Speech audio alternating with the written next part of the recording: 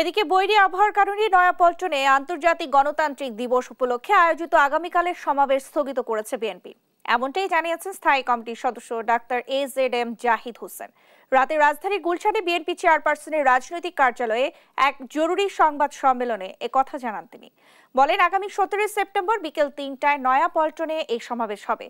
তবে অন্যান্য বিভাগীয় শহরগুলোতে আগামীকাল পূর্ব ঘোষিত শোভাযাত্রা হবে বলেও জানান বিএনপির এই নেতা।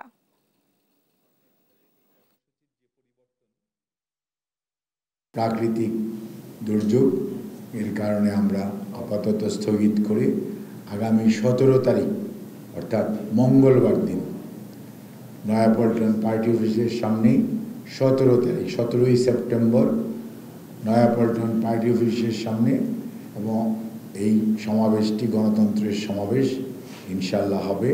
আগামীকালকে বিভাগীয় শহরসমূহে আমাদের গণতন্ত্রের র্যালি আছে, যেখানে দলের সিনিয়র নেতৃবৃন্দ গণতন্ত্রের র্যালির নেতৃত্ব দিবেন।